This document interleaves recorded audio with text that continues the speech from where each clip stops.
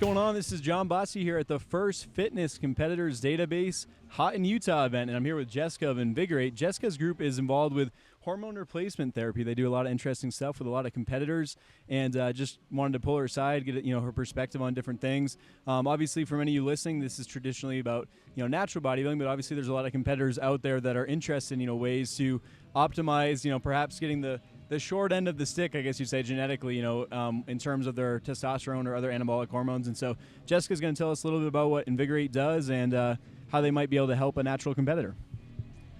So the first thing that we do is check a lab panel on every patient. We want to see what their blood looks like and see exactly what's going on inside their body. We don't ever give people hormones that takes them outside of a normal or safe range.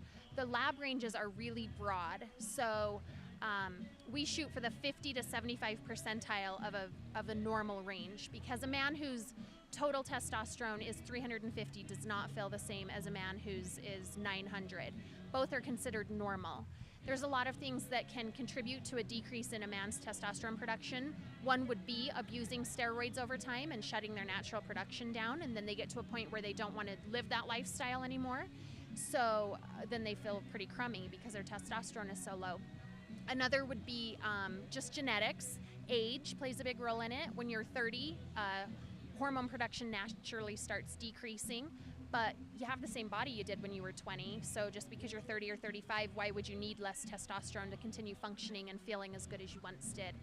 A couple other things, there's been some research and studies that show different concussions or things like that can shut down the pituitary and the natural production. So we check all sorts of different things. We do 15 different panels. We look really closely at thyroid. We look at the hormones in the brain, the LH and FSH, to see how they're responding to the rest of the body and whether it's communicating properly. And then we start treating with hormones if that's necessary. Gotcha. I think you'd mentioned that your program is supervised by physicians. Is that correct? How would this compare to something like I know a lot of bodybuilders use? Have you ever heard of, I think it's Envision Medical. They're based out of Tampa. Haven't heard of Gotcha. Okay. Anyways, another group that they could possibly consider. But for the natural competitor that's, perhaps maybe in their 40s or their 50s or something, and they're kind of thinking, is this okay? How would I get this physician approved? Things like that. Just kind of how do you tackle that? Is that something that you come across quite often, or is it more like the NPC competitors coming to you? We have quite a few NPC competitors, but again, we don't let anybody juice. If we find your testosterone above a certain limit, you're done. We are not going to risk that on any level. It's just something we do not deal with. But we do have several athletes that are on our program that are monitored and regulated. There's different ways to get permission and stuff to continue treating them. Again, we don't let anybody get outside of a normal range, so we like to keep them in a normal, healthy range. And so we monitor that very closely with follow-up blood work initially for a man, we'll recheck their blood in 4 to 6 weeks once we start them. And then traditionally for women, and once they get on the program, it's 3 to 6 months, and we check your blood very regularly to see where your levels are. So. Gotcha. And do you find with the physique competitors and the bodybuilders that typically they're seeking you out, or is it more like you're coming to events like this and you're kind of promoting, making people aware of your services, and then people are like, yeah, maybe I ought to get my levels checked, things like that? Well, it's a little bit of both. Oftentimes, people start working and they'll kind of hit that brick wall that so often people say they hit.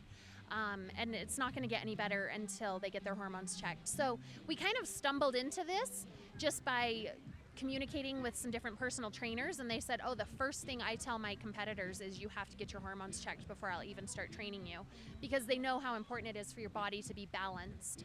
And so once they do that, they a lot of times they'll send them to us to at least get the initial check done and kind of see where they're at and see if it's something that we can even help them with. And so yeah, once we kind of stumbled into that, now we like to support our patients and our community. So we like to come to more events like this. Gotcha. And I know there's actually been, on my podcast, Muscle Science and Application, we review scientific research studies relating to competing. There's been a couple of case studies recently published in scientific journals chronicling a natural bodybuilder's contest prep journey and showing how their testosterone levels do tank big time. I think 25% of where they started by the end of the contest prep. With the kind of therapies and things that you guys are doing, what have you typically been able to find? Maybe with a competitor, are they able to basically hold steady on their levels throughout an entire contest prep, or how does that work? Well, we don't generally help them work through that process per se. We like to cater to pretty much everybody. So I haven't actually had a patient come in that was just prepping for a contest. I don't have very many male contestants on my program. Most of them are female that are actually on my program. So yeah, most of them, we haven't really worked through that process with them. Like I said, we recheck their levels often enough that, should they have a drop in their testosterone, that we would increase their dose. So your female competitors, this is kind of interesting to me again, from a man's perspective, I'm thinking of testosterone and things. With a female competitor, what are some of the issues that they run into? And then additionally, women that are on the pill, using birth control, things like that, how does that all kind of shake out with the dosages and things that you recommend and helping keep them on the track they want to go? Right. Well, oral contraceptives naturally shut down a woman's hormone production.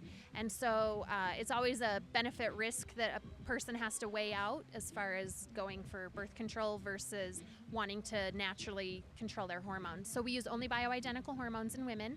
The majority of the time in young women, this is just kind of a blanket statement, but we see that they are low in progesterone and sometimes testosterone.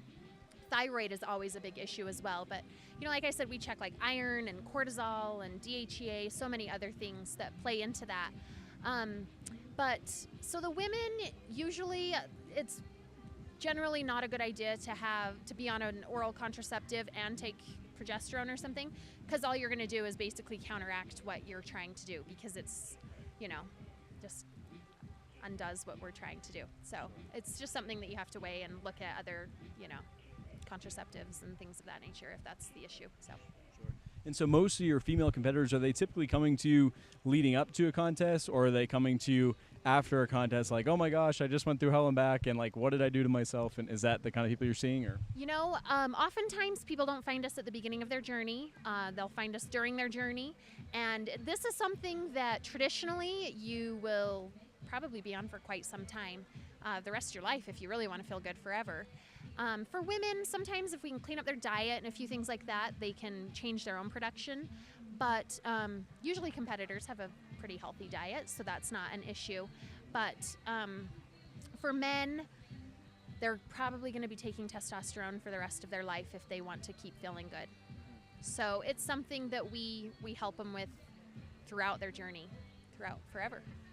Interesting. So I'll be honest with you, I feel like the name Envigor8 sounds familiar to me, but kind of the first time I've heard a little more about what you do. Maybe you could tell our listeners a little bit about more where they could find out information. Is it something where they have to come in person here in Utah to be treated or seen, or are there other branch locations elsewhere? Or?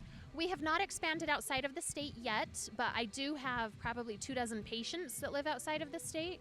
They just happen to be here often enough that we're able to help them. We do have to physically see people in person at least once a year.